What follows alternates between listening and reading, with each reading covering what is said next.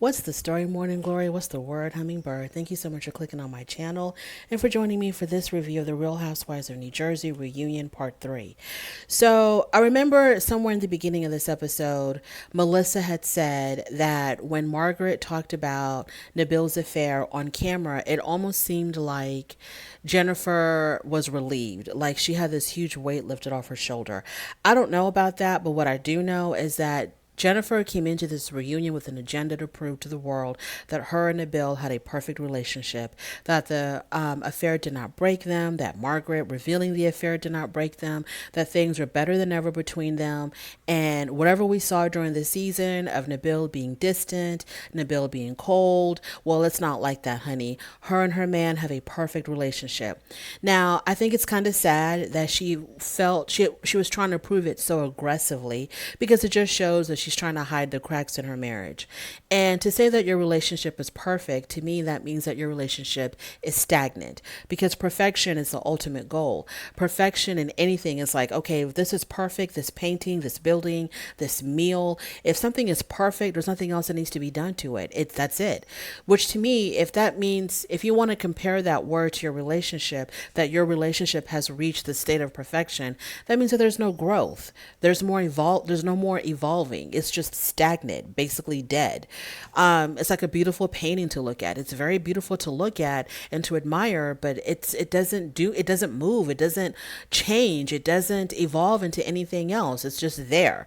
So if that's how she wants if that's how she wants her marriage to be perceived, that is her prerogative. But I think it's kind of sad, and I think that for her to be so worried about what people think about her relationship, because that has been Jennifer's problem ever since she got on this show.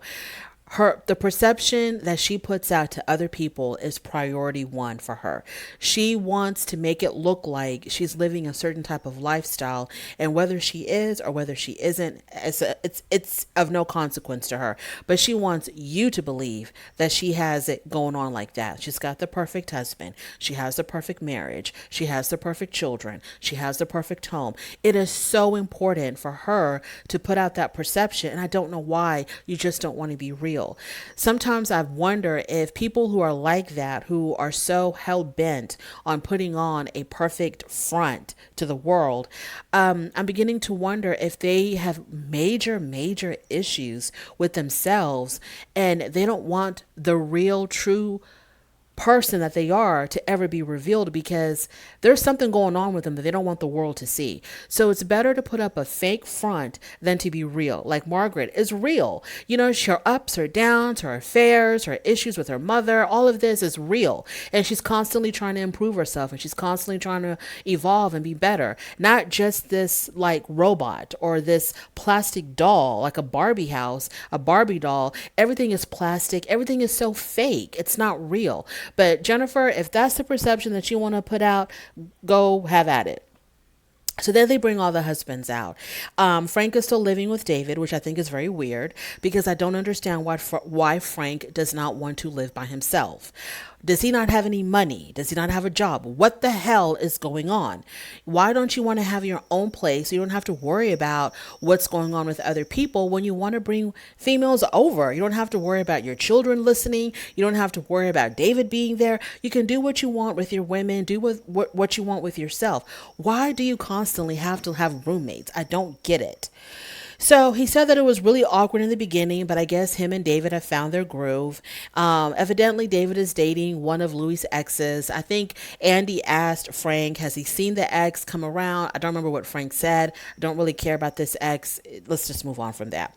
So we find out that Joe's Margaret, or Margaret's Joe. Yeah, Margaret's Joe, or Joe's Joe, the one dating Margaret, we found out that he had a little bit of, a little something down on his face. Because when I saw his face, it did look very different. And I thought he probably had his eyebrows lifted, but no, he had the bags underneath his eyes removed, and he does look different. It's going to take a little bit, you know what? There's nothing wrong you can do what you want with your body. You can have plastic surgeries, until you turn blue in the face. I don't care. It doesn't affect me. But there's just something about a person who is just very confident in how they are naturally. You know what I mean? Someone who is, especially in a man, like a man who doesn't have an issue having wrinkles or his hair turning gray. For a man to be comfortable in his own skin, there's something about that. I don't know. Maybe it's just me. Maybe I'm crazy. But he did get the bags underneath his eyes removed. I felt like he probably have gotten something a little bit more done, but he said that's all he did. And so he does look different. He looks good. Yeah, he looks good. So then they talk about Louis, and the spotlight is on Louis, and Louis says that he really does regret not addressing some of these issues that were surrounding him head on, because his whole thing, the whole season, was just to not address them, not to answer any questions about it, and act like nothing happened. That was his MO for the season. So I guess when he went home and he looked back, he was like, man, I looked kind of, creepy and deranged, not answering these questions and not addressing these rumors and telling my side of the story and letting the narrative speak for itself instead of me speaking for myself. So he says that he wished that he would have been a little bit more vocal, but Teresa kept telling him, you don't have to answer anybody's questions. She kept on silencing him. And I think at the time he allowed himself to be silenced. Maybe he thought, well, Teresa, she's been in this reality TV game a lot longer than me. She's the longest cast member on this show. So maybe, she knows what she's talking about. But I guess now he really does regret listening to her. And he also said that he saw it as her being very overprotective of him. So then they talk about Polly and Frank and whether or not they get along. And Frank said that him and Polly being Dolores' new boyfriend, he said that him and Polly do not see eye to eye because Polly is not very comfortable with the relationship between Frank and Dolores. He really doesn't understand that dynamic. And during this conversation, Frank had referred to Polly as Buzz Lightyear, and Dolores got really upset about that. And she was like, don't call him that. And he was like, what's wrong with calling him Buzz Lightyear? He's a superhero. And I don't know why Dolores had an issue with that. I guess Polly's super, super sensitive about, being referred to a cartoon character or whatever. And I guess Dolores is working on helping Polly be more comfortable with Frank. But I guess with Frank comparing him to a toy, it's not going to help the matters any. So then they talk about Louis and the retreat, the men's retreat that he was at, and all, the weirdness that surrounded that. And he gave his side of the story. He said it was a men's retreat. We were not naked. We had on our boxer shorts or swimming trunks and whatnot because they had to run back and forth in and out of the ocean. It was a way for men to mend relationships with the women in their lives, to apologize, make amends, etc. And so it was a positive thing. And so he wanted to, at the time, he was dating a woman, and he thought that the relationship was not he didn't want to be in that relationship anymore. So he was trying to find a way to actually break up with her at this retreat. I guess to find a way to break up with her in a very healthy way. But he says that he got convinced by the other men to not break up with her, but to instead propose to her, because he kept on talking about, during the show that he wanted to break up with this woman, but everybody was like, it seemed like he was actually, proposing to her. So that didn't make any sense. And of course, during the season, he wasn't allowed to speak about it. But now he said that, yes, he wanted to break up. The men convinced him to propose to her. So when he went back home, I guess he tried to make it work out. They were going to get married, and he said that the woman wanted $1 million to marry him. I don't know, something about a weird prenuptial agreement. $1 million had to be exchanged, or I don't know. Maybe she wanted $1 million up front to sign the prenuptial agreement. So he didn't want to do that. So they ended up breaking up, and that's all there is to it. So when he said that, Joe Gorga and Margaret, gave him a hand. They gave him, like, they were clapping their hands for him. And they were like, this is all we ever asked you to do, was to just explain it. But you were so weird about it that it made the whole situation even more weird than it needed to be. We just wanted you to talk about it and give your side of the story. That's it. Now that you've explained it, we get it. And it's not so weird anymore. So, Margaret said that she had brought up the whole, men's retreat video. She brought that up because she wanted to help him spin the story, because these rumors were out there that he was involved in this weird retreat, a whole bunch of men running around naked on the beach. And so she wanted to help him turn the narrative to work in his favor. But, Teresa shut that down early on. And Louis said that if he would have had the chance to explain himself, it would have been a whole lot different. You think, Louis? So, anyways, Andy asked Louis if any of the ex's allegations were true. The allegations of him having this extreme road rage, the allegations of him abusing these women in front of their children, slashing tires, being emotionally abusive, domestic violence. Louis calls the emotional abuse allegations as relationships that were very toxic on both ends. So, they were emotionally abusing each other. And Louis said that the incidents of domestic violence are true, that there are 2 cases involving domestic violence. But he says this is what happened when you're trying to get custody of your children. What? No, that's not normal. Okay, that's not normal. I don't know why. Okay, that's if I was Teresa and I was hearing him say that this is normal, I would think this is a red flag. It's not normal when you're going through a custody issue or a divorce for the police to automatically be called. That's not normal. There is something wrong. There's something wrong there with you, with her, maybe with both of you. But no, for you to even now, if something happened, if there was an incident, okay, fine. If there was an incident, let that work itself out in court. But for you to say it's normal in a divorce dispute or a custody dispute for police to be called, that is not normal. That's a problem. So Louis, and I couldn't believe this because up until now, I have been so anti-Louis, it's not even funny.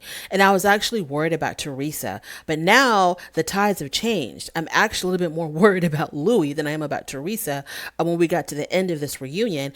And dare I even say it, that I'm sort of kind of like Team Louis now when it comes between Louis and Teresa, unless Louis is playing a really good game and manipulating me.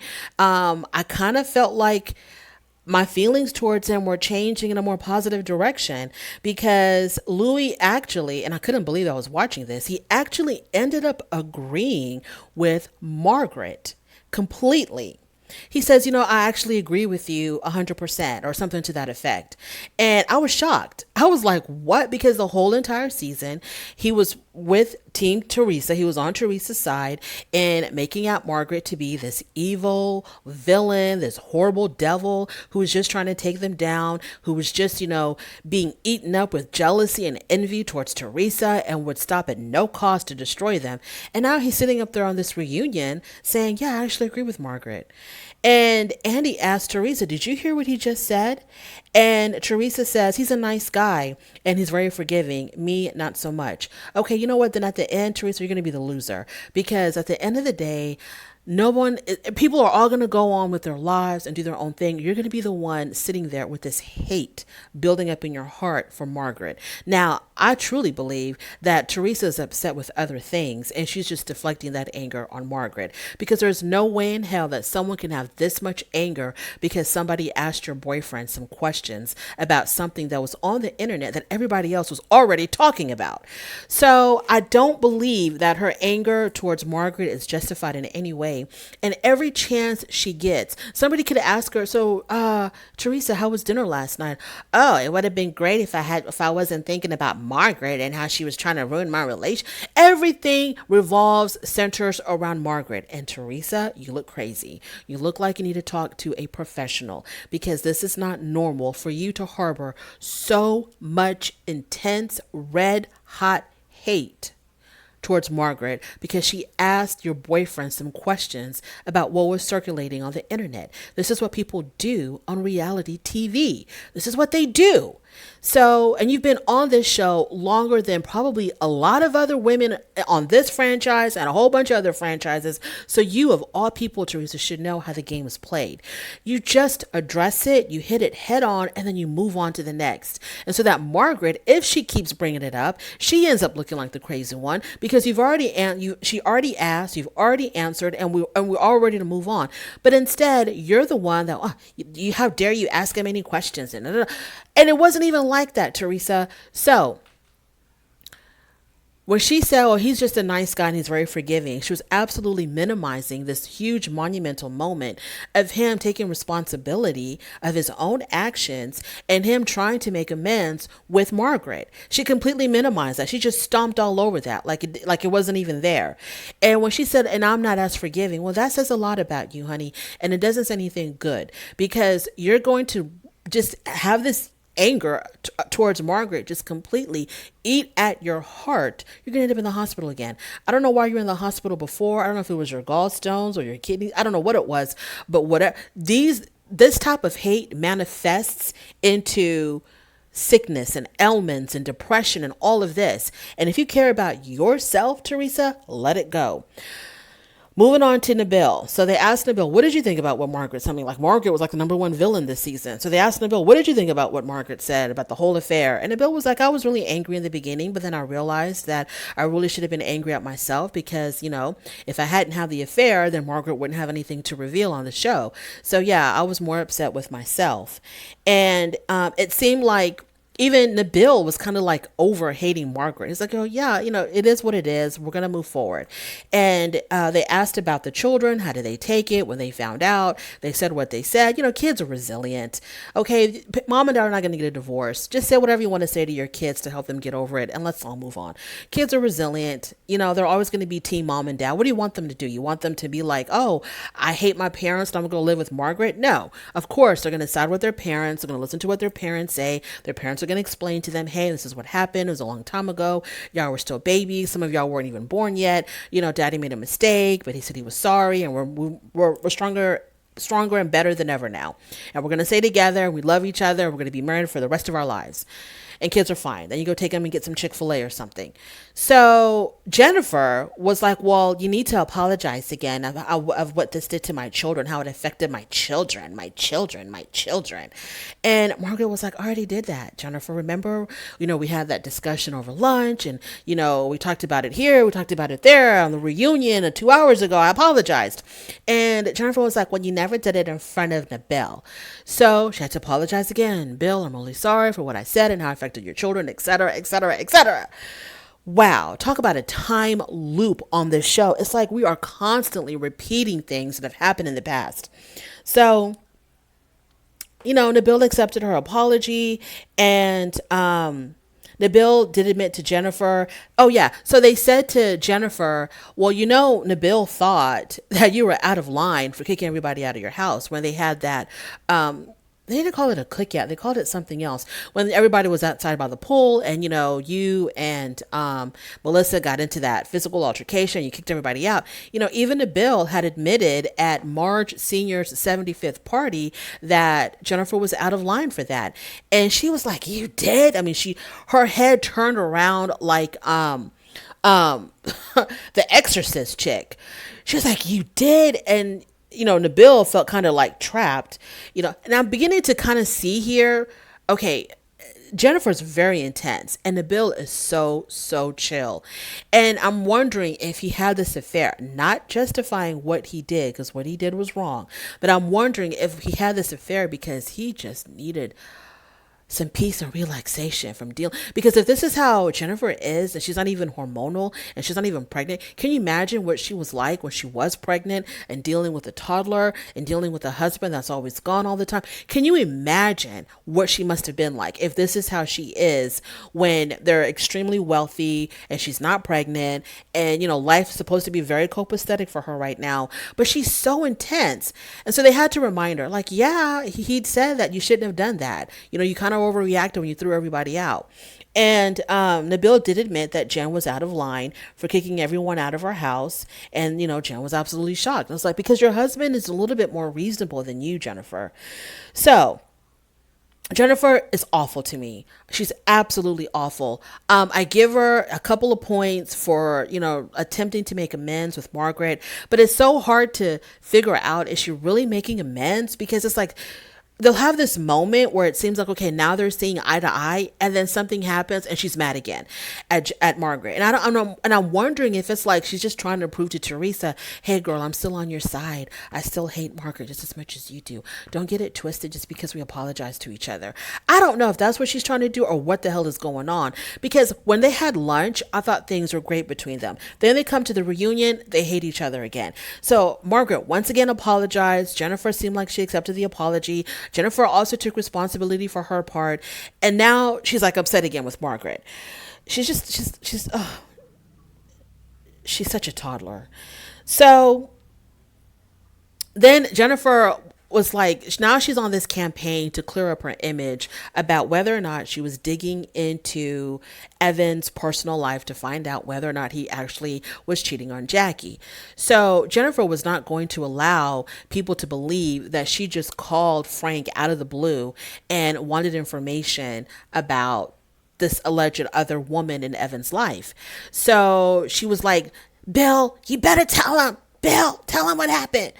So Bill said he was having a conversation with Frank, and Frank happened to mention that he kind of knew sort of about this alleged mistress of Evan.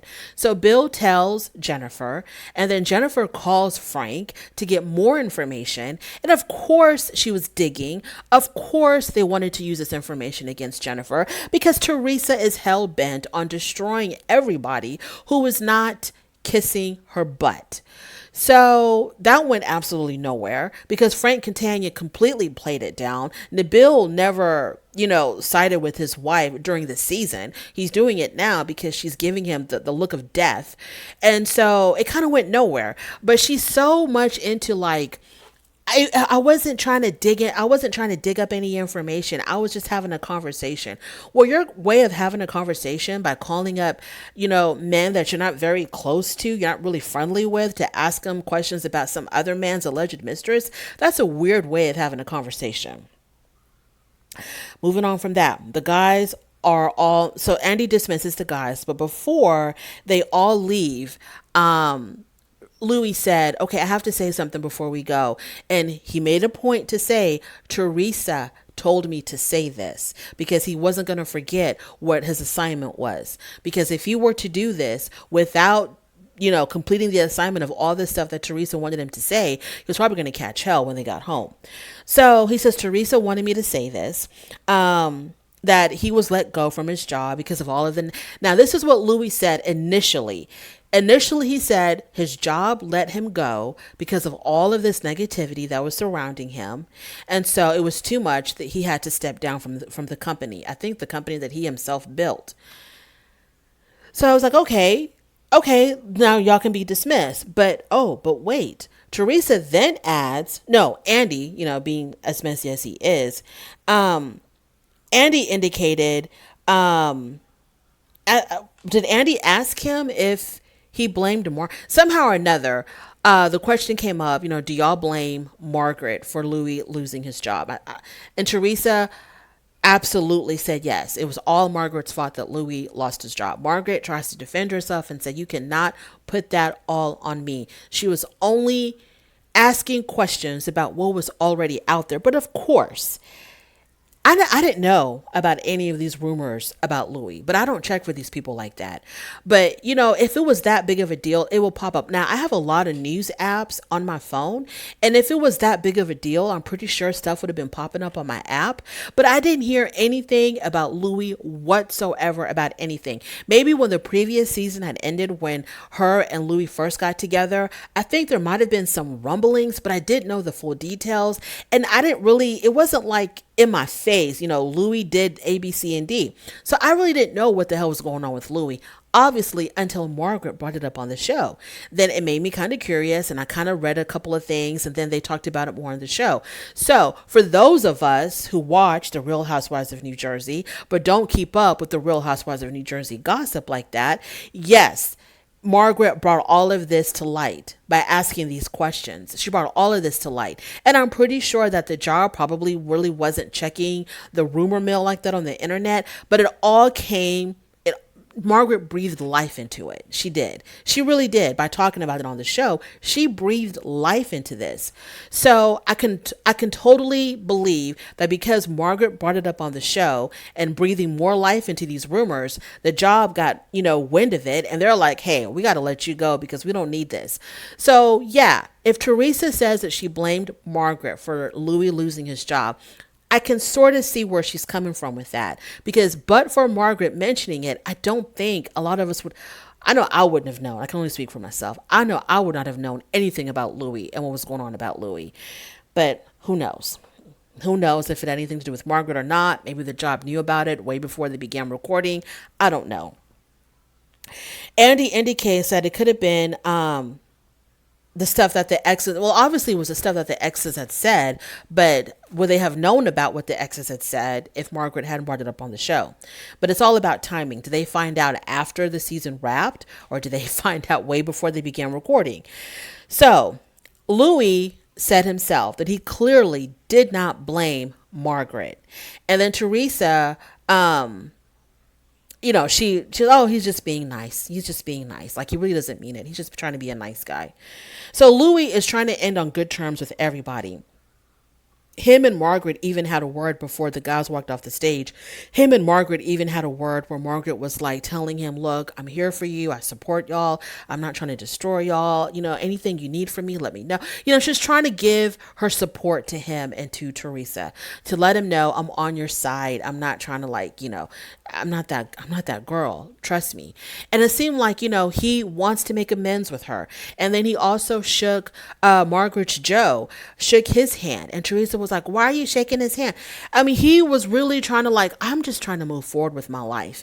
I don't need this stress, to kill me. I'm just trying to move forward."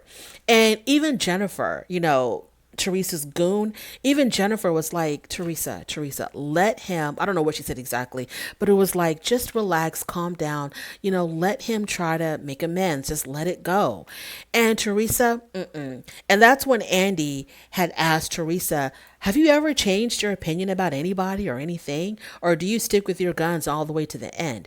She says that she has had a change of heart before on certain topics or certain things. I don't know what. They didn't show any proof of that. I seriously doubt it. But I think that Teresa probably has a lot of anger from what happened with Joe Judice. I don't think she's ever processed that. I don't think that she has ever went to counseling for that. I don't think she's the kind of person where it's just, hey, if something bad happens, let's just ignore it, sweep it under the rug, and let's put on a good front. And this stuff can eat you up like cancer when you do that. And I think that's what it is. I think that Margaret was just a catalyst that unleashed all of this anger, but this anger is not from the things that Margaret said about this stupid men's retreat or what these exes have said. It's all has to do with how her own life is going. Now, I don't know if Teresa has issues with Louis. Maybe she does. Maybe she doesn't. I don't know. I wouldn't be surprised if she did. Because to me, it seemed like, and this is what I kind of liked about Louis, he was really trying to tell her before he walked off that stage, let's just calm down. Try to calm down. Try to relax. Let's just try to move forward. Something to that effect. Obviously, I'm paraphrasing here. He was like, let's just move on. Let's just find peace with everybody. And Teresa's like, she still wants to hang on to that anger, which tells me this woman has never had a lick of counseling or therapy in her life, because any professional would tell her, you harboring on to this hate is only hurting you. It is not hurting the person that you hate. It is only hurting you, because we're all looking at Teresa. I'm looking at Teresa like, girl, this is too much. You're going to have high blood pressure. This is going to cause so many issues with you. You're going to be in a state of depression. You're going to be in a constant state of anger, because Margaret ain't going nowhere. She's not just going to poof, vanish into thin air. You never have to worry about Margaret again.